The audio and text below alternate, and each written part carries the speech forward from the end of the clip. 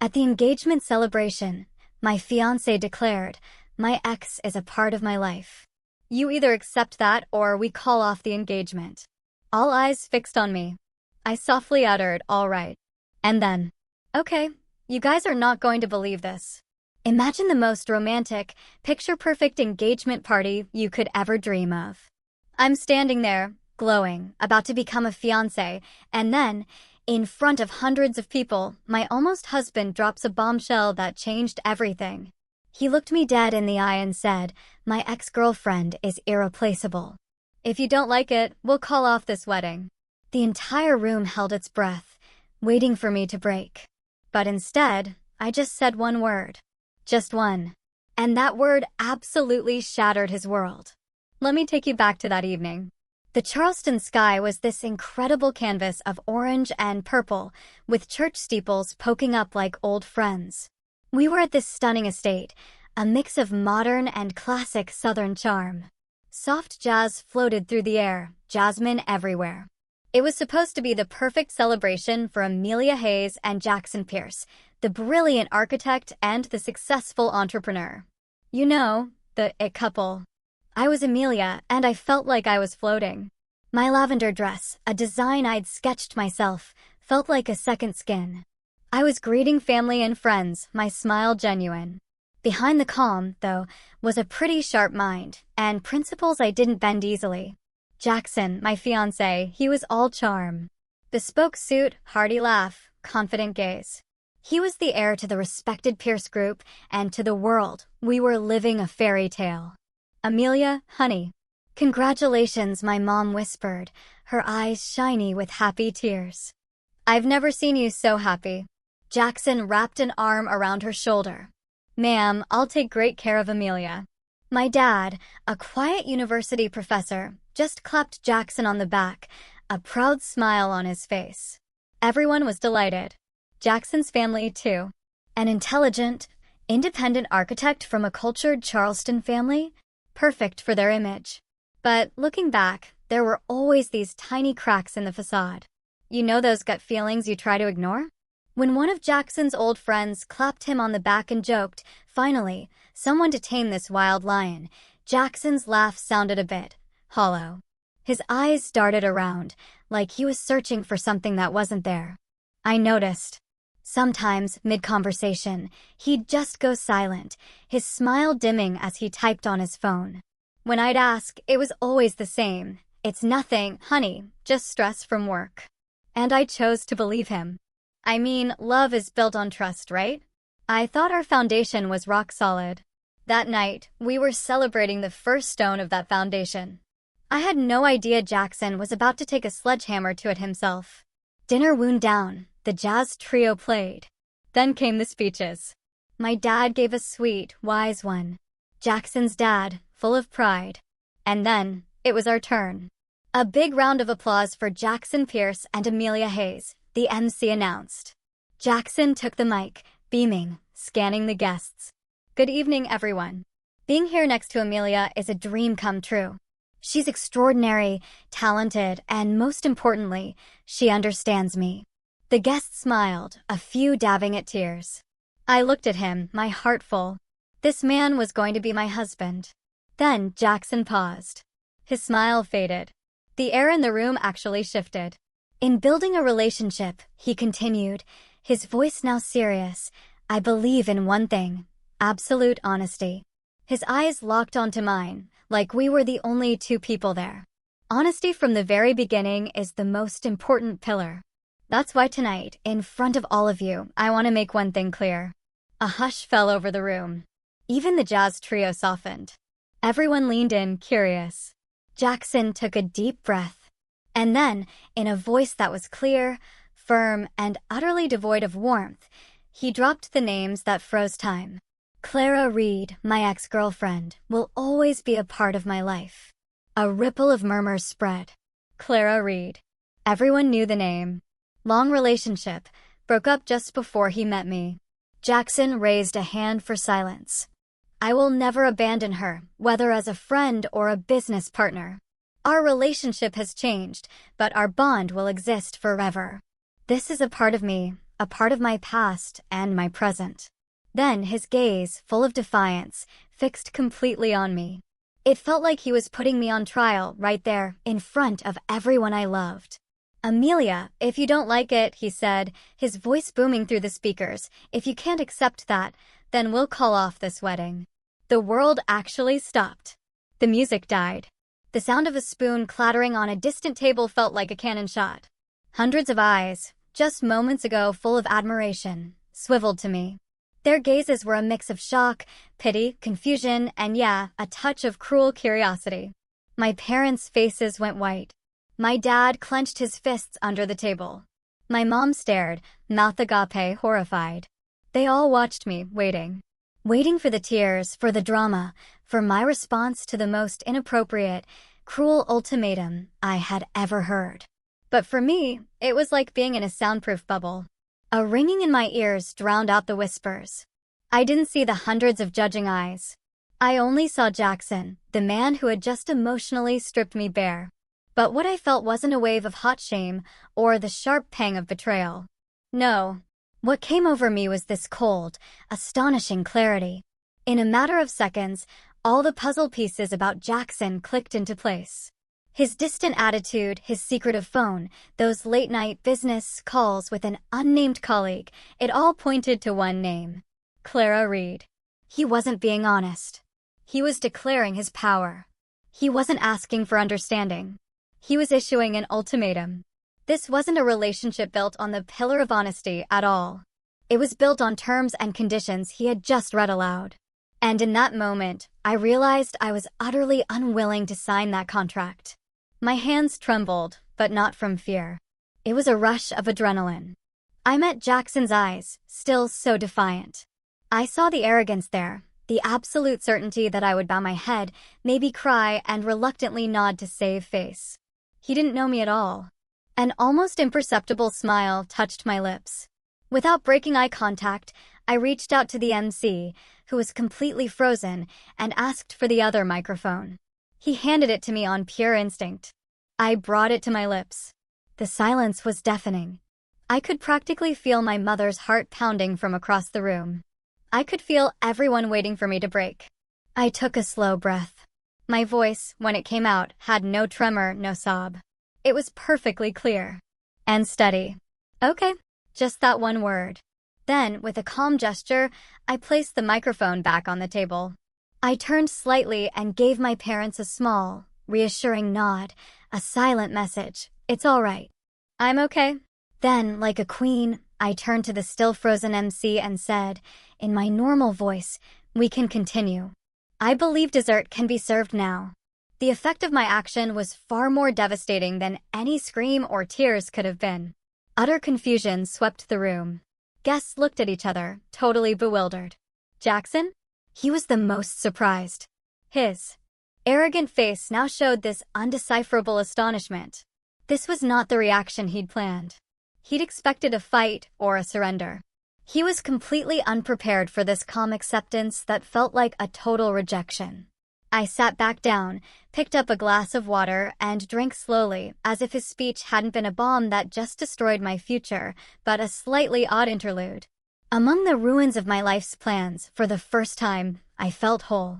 I managed to survive the next hour on autopilot.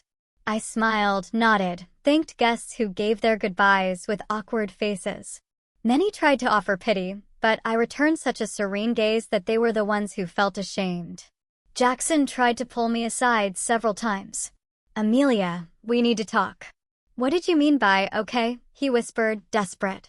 "Later, Jackson," I replied each time, my voice polite but icy. I'd built an invisible wall, and for the first time, he couldn't break through.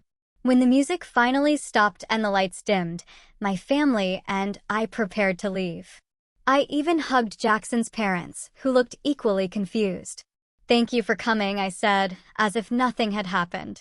The drive home was like a journey through another dimension. No one spoke. My dad gripped the steering wheel, knuckles white. My mom, in the passenger seat, stared at the street, her thoughts clearly miles away. I sat in the back, watching the lights of my historic city. Usually so warm and familiar, they now looked blurry and distant. But I wasn't sad. The emotion dominating my mind was relief. Like a heavy burden I hadn't even known I was carrying had suddenly been lifted. I replayed Jackson's words, not with emotion, but with the logic of an architect examining cracks in a building.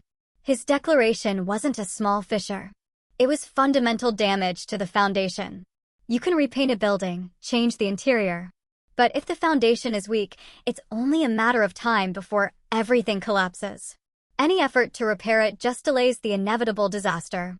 It's better to demolish it now and build something new. From scratch. On solid ground. The silence in the car wasn't empty. It was filled with my parents' love and concern, their wounded dignity, and the big question of what would come next. I knew they were holding back for me, giving me space. When we finally pulled up to our cozy home, my dad turned off the engine, but for a moment, no one moved. "Amelia," he said, turning to me, his kind eyes stormy with contained emotion. "Whatever you decide, your mother and I will always be behind you. Always." My mom turned around, tears finally rolling down her cheeks. "Don't worry about what people will say. Just think about your happiness, honey."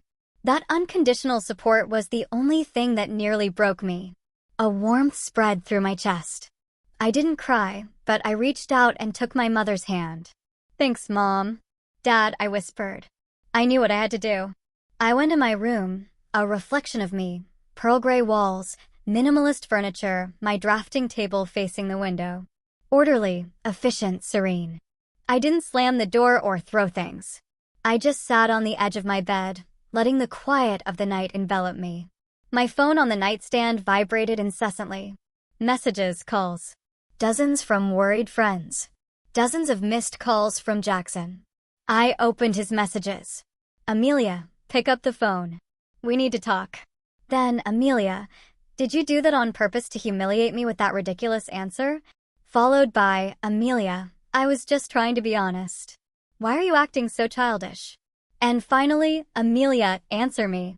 I read them without emotion. Jackson's words were the final confirmation I needed. In the midst of this crisis, what concerned him wasn't my hurt feelings or our collapsing relationship. What mattered was his bruised ego, his damaged image. He was twisting the facts, making himself the victim, labeling my reaction as immature. I put my phone back on silent. There was nothing more to talk about. Everything had already been said, very clearly. In front of hundreds of people. I walked to my drafting table, turned on the lamp.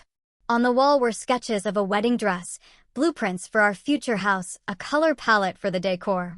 For months, they'd been a source of joy. Tonight, they looked like relics from someone else's life. With a decisive movement, I took them down, one by one. I didn't rip them. I stacked them neatly and put them in the bottom drawer. Out of sight, out of mind. Then I opened my laptop. The screen light illuminated my calm, resolute face. I opened a folder called Wedding Prep AP. Inside, dozens of subfolders: catering, venue, invitations, decor, photographer. I created a new document. The title was Wedding Cancellation Plan. My fingers began to dance across the keyboard. I drafted emails for each vendor. Polite, professional, leaving no room for negotiation. The wedding to Jackson Pierce was canceled for personal reasons. I would cover all cancellation penalties. As the first church bells called for dawn prayers, I finished. I stretched, went to the window. The eastern sky was beginning to blush with red. A new dawn. I was at peace. No regret, only certainty. I knew the road ahead wouldn't be easy. Gossip, family drama, a heart to heal. But for the first time in a long time, I felt I was in complete control of my life. I picked up my phone, opened the contact for the invitation printer. Before hitting send on that first draft, I paused. And I smiled faintly.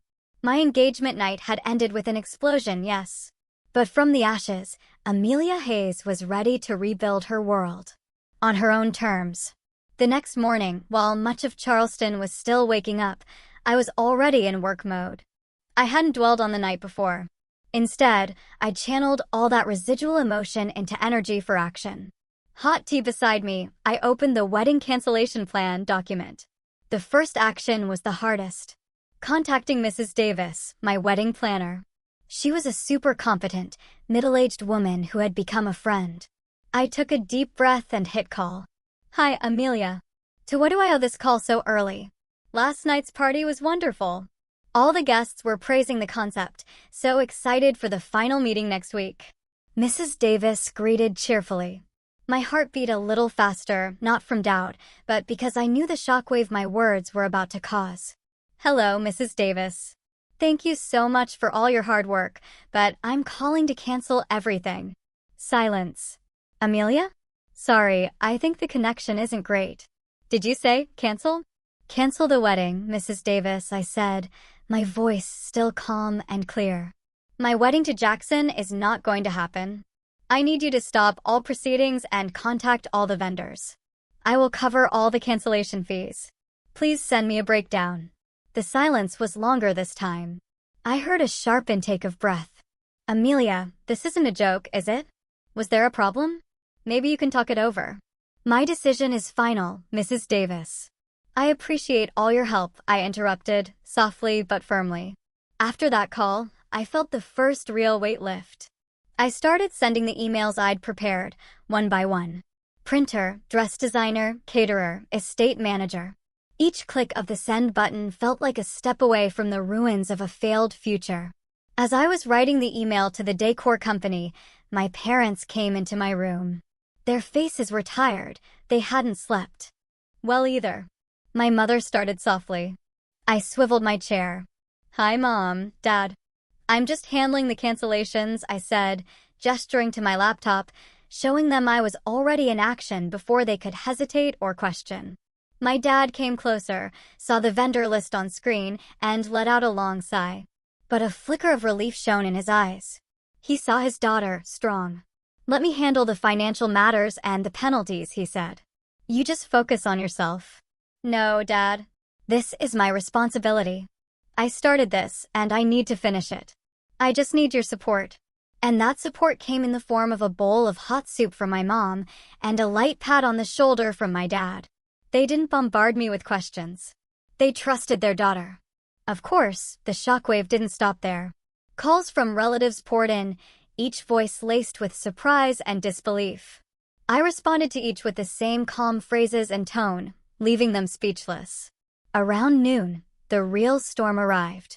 My phone rang. Jackson Pierce. I declined it.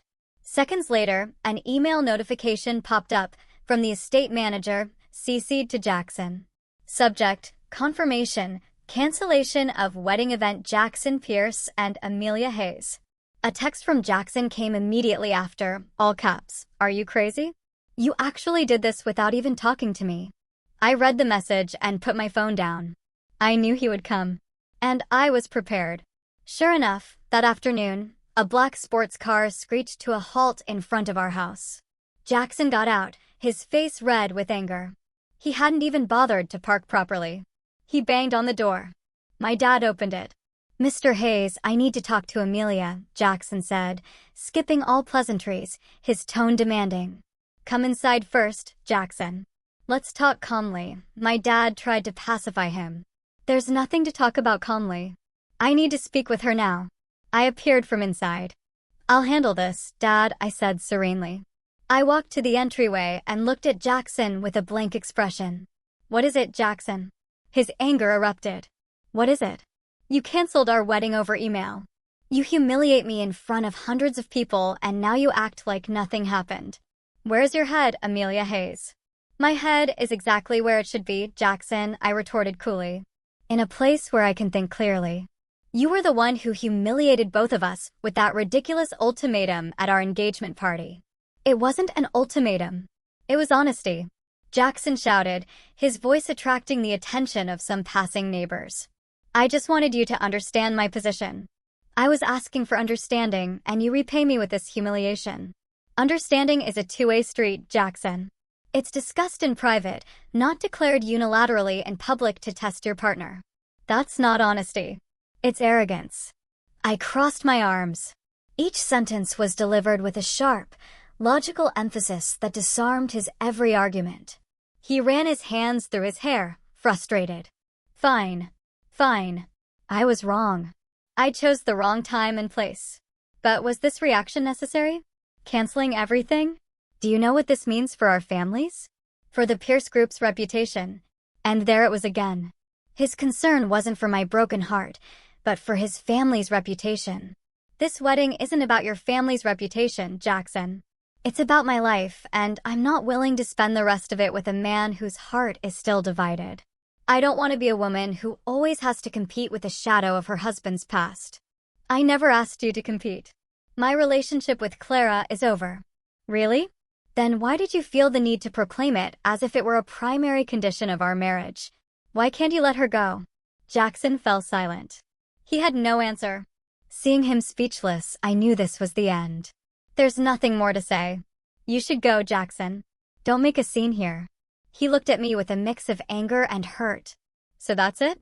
After everything we've shared. We haven't shared anything yet, Jackson. And I'm grateful we're stopping now before it's too late. I turned around. Goodbye, Jackson Pierce. I walked into the house and closed the door, leaving him standing frozen on the porch. I didn't look back. I leaned against the door for a moment, taking a deep breath. No tears. Only immense relief. The final battle was over, and I had won it. For myself.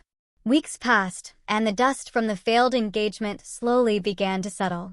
I deliberately limited my social interactions, communicating only with family and closest friends. I needed space to breathe, and time to redraw the blueprints of my life, which had suddenly been wiped clean. To fill that void, I threw myself into what I did best, work. I contacted a senior architect, letting him know I was looking for a new, challenging project, something that could absorb all my attention. The opportunity came sooner than expected, a proposal to restore and convert a historic building, an old townhouse in the heart of Charleston's French Quarter. It had been acquired by an art collector who wanted to transform it into a modern art gallery. For me, this project was more than just a job. It was the perfect escape.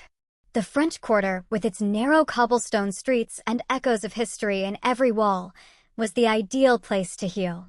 The restoration itself was a fitting metaphor for my life, taking something old, broken, forgotten, and giving it new life and purpose without erasing its original soul. The first day I visited the site, I fell in love instantly. The building was in a sorry state, peeling paint, part of the roof caved in, courtyard overgrown with weeds.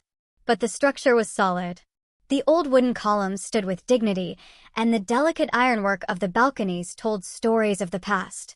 I walked alone through the dusty rooms, running my hand over the cool plaster. I could envision the light streaming through the clean windows, the heart pine floors gleaming, modern art creating a beautiful contrast with the classic architecture. It was complex, demanding precision. Collaborating with the Historical Preservation Society, finding local artisans, designing a modern interior. It was exactly what I needed, a complex problem to solve, a beauty to create. Amidst the debris of that old building, I began to rebuild my own foundation, brick by brick. The building's owner was a man named Ethan Cole. Until then, I'd only communicated via email and phone. Through our conversations, I'd formed an impression of a meticulous person with a strong vision and deep respect for history. That day, we were to meet in person for the first time. I arrived early, sketching in my notebook. Every time I come here, I discover a new detail I missed before, a calm voice said suddenly from behind me. I turned. A man stood in the doorway, silhouetted by the afternoon light. He wasn't flashy like Jackson. Simple attire, linen shirt, cotton pants. His face wasn't conventionally handsome, but it radiated calm, and his gaze was sharp, observant, like an artist's. Like his name, Cole, he brought a serene atmosphere. "Mr. Ethan Cole?" I asked, extending my hand. He smiled, his grip firm. "Please call me Ethan. And you must be Amelia Hayes, the architect. The sketches you sent me were more impressive than any resume." I was a little surprised by the unexpected compliment. "Thank you. I was also impressed by your vision for this place." We spent the next 2 hours walking through the building. Our conversation flowed so naturally. It wasn't client and architect, it was two people who shared a passion for art and beauty. We even had a small debate. Ethan wanted to preserve a deteriorated carved wooden mantelpiece for its sentimental value. From my architectural perspective, it was structurally unsound. I understand the historical value, I said, tapping the wood gently. But termites have eaten through its core. If we force it to stay, it will fail. How about we create a replica with the same details, using reclaimed wood, and frame the original salvageable pieces as a work of art on the wall? Ethan was silent, looking at the mantelpiece, then at me. A glint of admiration appeared in his eyes. That's a brilliant solution. You don't just think about function, you respect the soul. I like the way you work. As the sun set, painting the Charleston sky purple, we sat on the dusty steps of the courtyard. Ethan sensed a vulnerability hidden behind my professionalism. He didn't know the whole story, but he saw how I kept myself busy, as if work were my only life raft. He didn't ask, didn't pry. He just said, "I'm glad this place is in the right hands. I have a good feeling about this. It's going to be a masterpiece." Those words, purely about my work and skill, felt like a comforting balm to my weary soul. That meeting gave me a glimmer of hope. This wasn't just a project. It was a collaboration. And for the first time in weeks, I felt I wasn't alone. Though I tried to bury myself in work, the outside world didn't forget me so easily. The echoes of the failed engagement still surfaced. One day, buying coffee, I ran into a distant acquaintance of Jackson's. "Amelia, how are you?" "Such a shame, really. You seemed so perfect together." "Jackson seems to be under a tremendous amount of stress lately." I managed a tight smile. "I guess everyone has their own path. If you'll excuse me." I left quickly. On social media, I saw photos of mutual friends laughing with Jackson at events I was supposed to have attended with him. I felt a small pang of exclusion, a reminder that breaking up with Jackson also meant breaking up with a part of my world. But amidst the unpleasant echoes of gossip, the real support felt even stronger. My closest friends never wavered. They didn't pester me with questions. They brought food, watched movies, or just sat beside me in silence. "If you want to be angry, scream. If you want to cry, cry. We're here," one told me. My family was my most powerful fortress. My dad would stop by the site with lunch, an excuse to see the building's progress. My mom quietly made sure my room was tidy, my needs met, creating a space where I could focus. These genuine, selfless acts became my new foundation. I realized I had been so focused on building a future with one person that I'd almost forgotten I already possessed a solid structure, full of people who loved me unconditionally. That afternoon, I stood alone on the second floor of the gallery, watching the sunset paint the Charleston sky. A month had passed since that night. The road ahead was long and uncertain, but for the first time, I wasn't afraid. The rubble around me no longer seemed like the end of everything. Instead, it felt like the beginning of something much more honest and strong, something built with my own two hands. The restoration project was progressing faster than expected. Under my meticulous supervision, the old townhouse was slowly regaining its charm. The team of local artisans worked with enthusiasm. Noticeable progress was made every day. The site became my haven, a world where I had complete control, where logic and creativity merged in harmony. But one hot afternoon, that harmony was broken.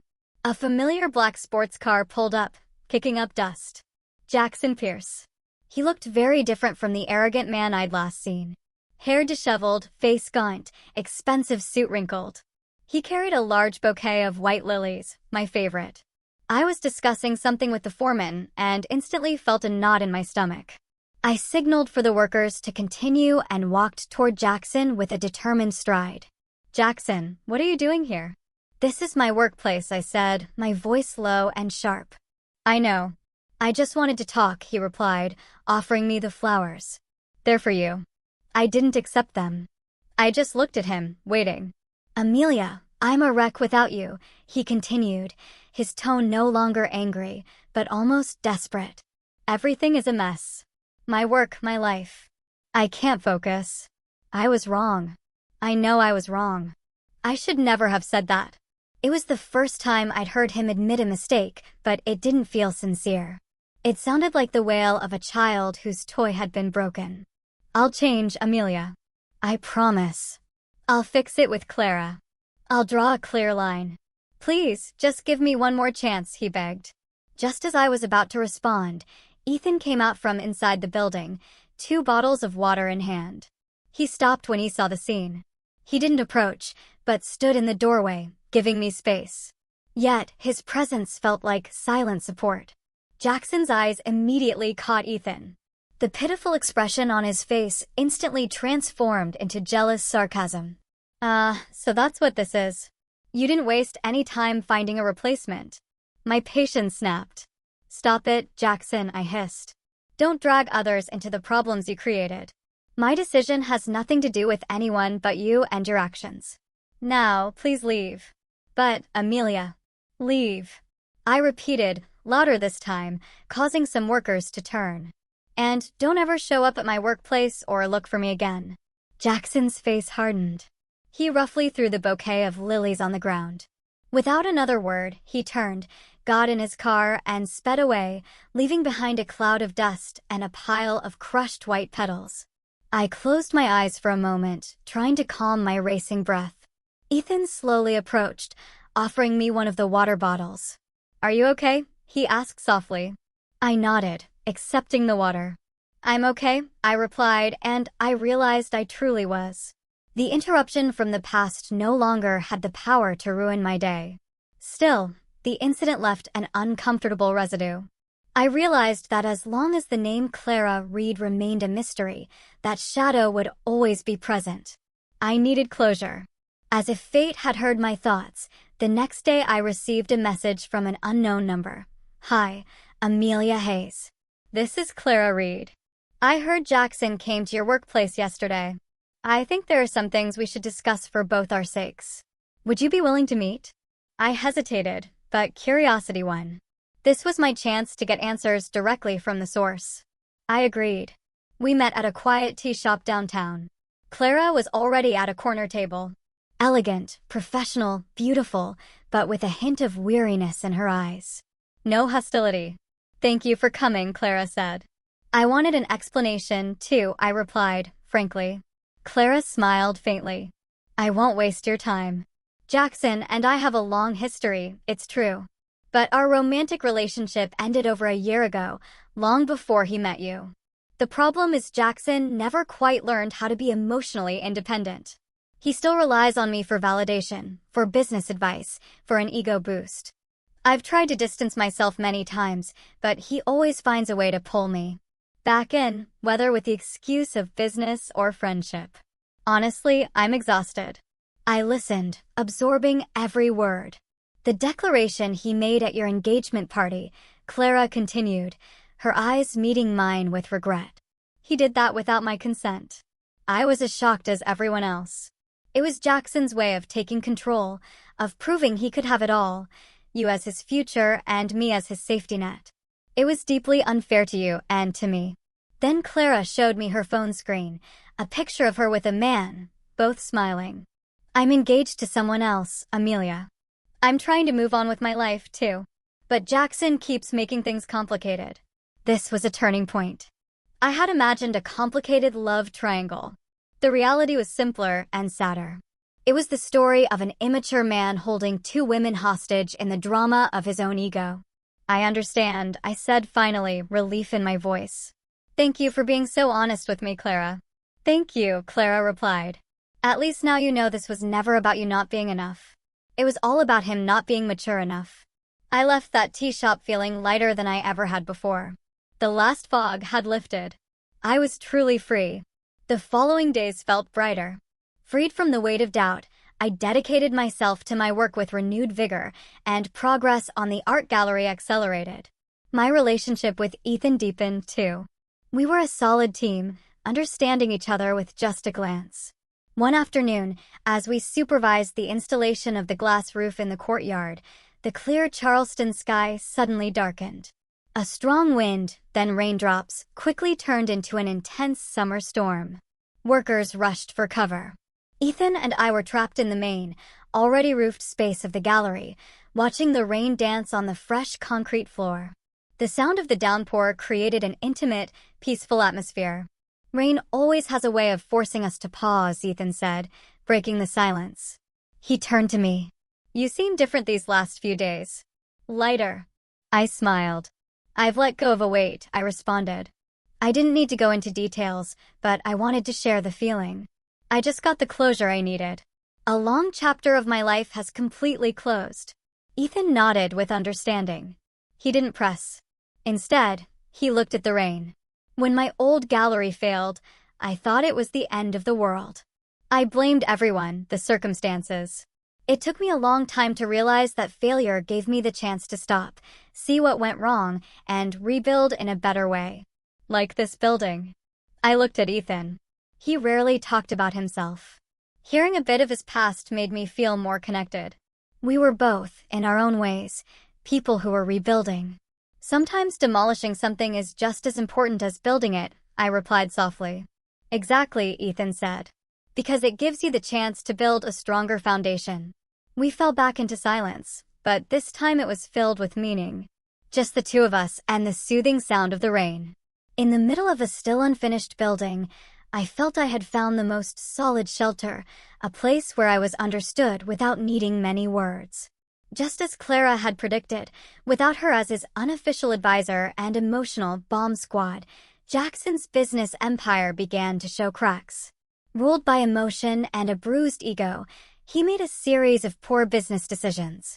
He became aggressive in negotiations, offended longtime clients, ignored his own team.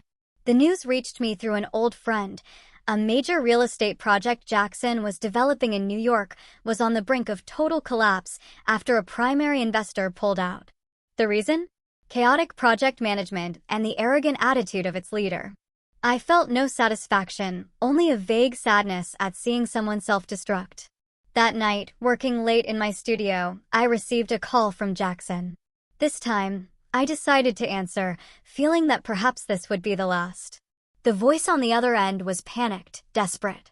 No arrogance left, only despair. Amelia, it's all gone, he said, trembling. The project failed.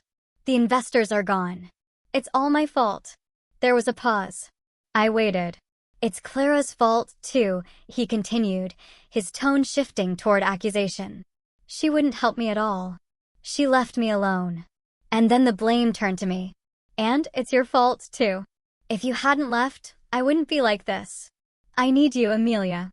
Why did you leave me when I needed you most?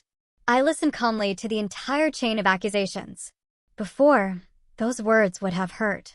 But now I heard them as the voice of a stranger drowning in his own problems. Jackson, I said, my voice gentle but firm. Blaming everyone else isn't going to solve your problems.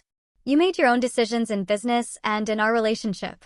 But I hope you find a way to fix everything. I interrupted him. But that's not my job anymore. I have my own life now. Goodbye. I hung up before he could reply. This time, I had truly, completely severed the last tie. I no longer felt anger or pity or even cared. I just felt neutrality. And neutrality, I realized, was the most absolute form of freedom. 2 months after that last conversation with Jackson, the art gallery project reached its first major milestone. The entire main structural restoration was complete. New roof, reinforced and repainted walls, polished heart pine floors. To celebrate, Ethan suggested a small toast for the core team and artisans. That afternoon, in the still empty central hall, we gathered, giving thanks, sharing food. For me, it was emotional. I looked around at the high ceilings, the sturdy columns, the golden sunlight streaming through the windows. I had done it. I had transformed ruins into something beautiful and hopeful. A tangible testament to my ability, my perseverance. After the workers left, only Ethan and I remained. We stood side by side, contemplating our work in a comfortable silence. There was a time I wasn't sure this place could be saved, Ethan said, scanning the room. But you saw its potential and brought it back to life. We brought it back to life, I corrected with a smile. It was a team effort. Ethan turned to face me, his gaze deep and soft. Amelia, he said, his voice more serious. Working with you these past few months has changed more than just this building. My heart skipped a beat. From the first day I met you, I admired your strength. I admire your talent, your way of seeing beauty where others only see ruins. But over time, I realized I wasn't just admiring Amelia Hayes, the architect. He paused, searching for the right words. I've grown to love you. The confession was quiet, sincere, and utterly without pressure. Not a grand declaration, but an honest expression of feeling. I looked at Ethan's face, bathed in the sunset light. I saw warmth, respect, sincerity. All the things I had once longed for. I didn't need to answer with words. The most genuine, brilliant smile I'd had in years spread across my face. In the middle of the gallery that had become the symbol of my own rebirth, I knew I had not only rebuilt a building, but I had found a new foundation for my heart. And this time, it felt incredibly solid. Ethan's sincere confession that afternoon in the gallery opened a new door in our relationship. We didn't rush. Instead, we let the feeling grow organically, the same way we had cared for that old townhouse. We were no longer just architect and client, but two souls creating something beautiful together. Our days were filled with happy activity. We'd spend hours at the site, debating paint colors or the optimal placement of lighting for each art piece. I focused on the technical, he brought the artistic. We complemented each other perfectly. We often stayed after everyone else left, sitting on a blanket on the still dusty floor, sharing a simple dinner, talking about things beyond work. I told him about my dream of designing schools in rural areas. He told me about his travels to meet local artists. In these relaxed conversations, I found a peace I'd never felt with Jackson. With Ethan, I didn't need to be the best version of myself. I could be my complete self, the sometimes too perfectionistic architect, the woman still learning to heal her wounds, the dreamer with sometimes strange ideas. And Ethan accepted it all, even adored every detail. I love how you furrow your brow when you're deep in thought, he told me one night, brushing a strand of hair from my face. It looks like you're drawing the blueprints of the universe in your head. I laughed, my cheeks flushing. For the first time in a long time, I felt seen, as a human being with all my complexities, not as an accessory or an asset. The process of building the gallery became a metaphor for our relationship, slow, thoughtful, respectful of the past, but with a clear vision for a bright future. When the gallery's interior work was nearing completion, Ethan surprised me. Do you want to come home with me this weekend? He asked casually. Not to my apartment, but to where I grew up. My mom has been wanting to meet the brilliant architect who transformed this old building. My heart fluttered. It felt like a big step. I remembered how formal and tense my first meeting with Jackson's family had been, so focused on image. But seeing Ethan's warm gaze, I knew this time would be different. Ethan's mother's house was in a small town in the countryside, known for its artisans. The house was modest, a wooden home surrounded by a lush, well-tended garden. On the porch, a middle-aged woman with a kind smile was painting pottery. This was Mrs. Cole. The meeting was not awkward at all.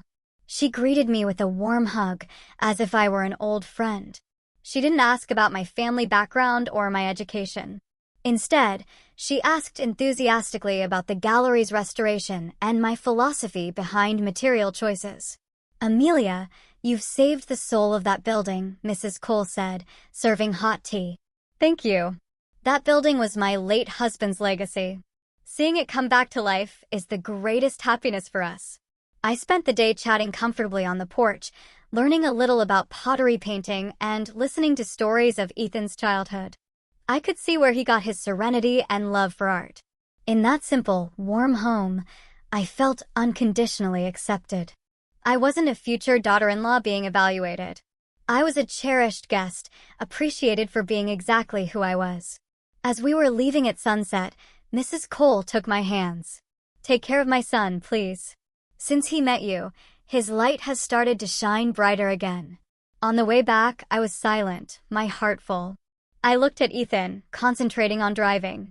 The man beside me wasn't just a partner. He was a home. A solid foundation built on sincerity and the warmth of a family.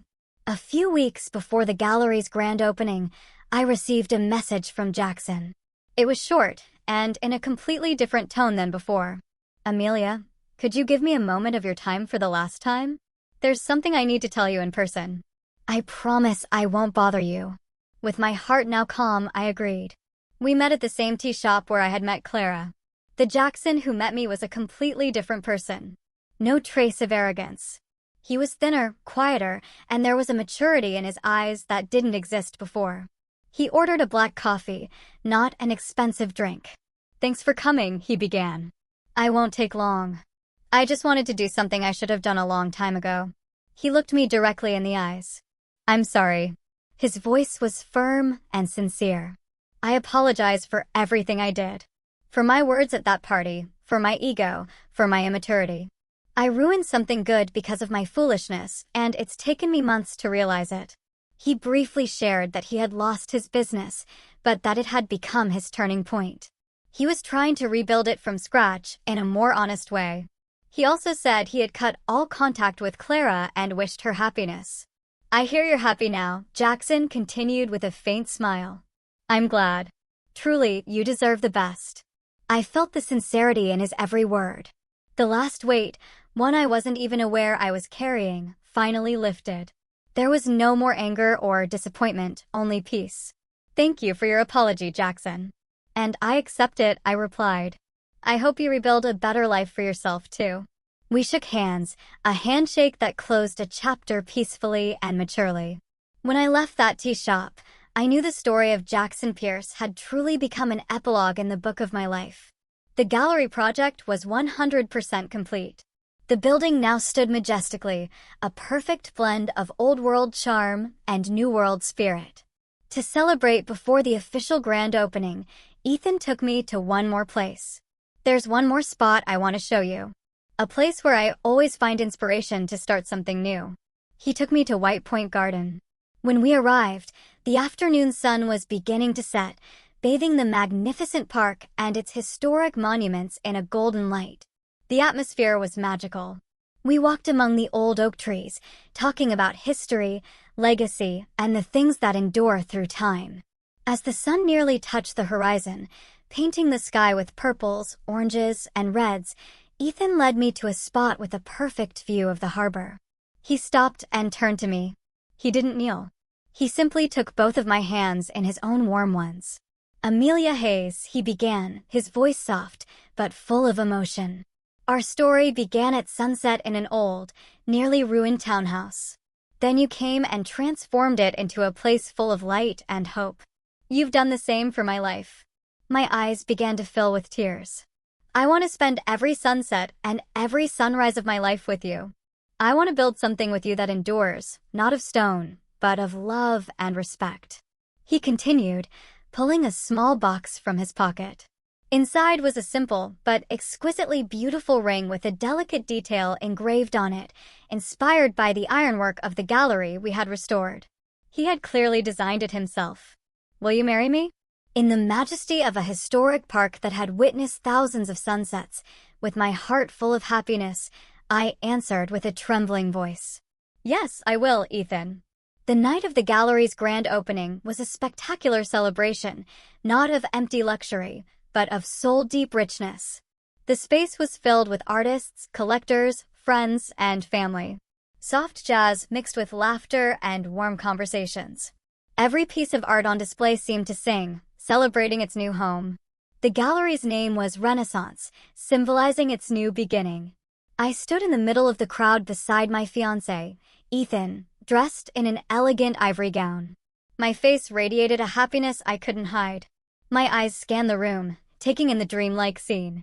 My parents stood in a corner, watching me with pride. Across the room, I saw Clara Reed, who had attended with her fiancé. We exchanged a brief smile of understanding. Later, I gave a short speech.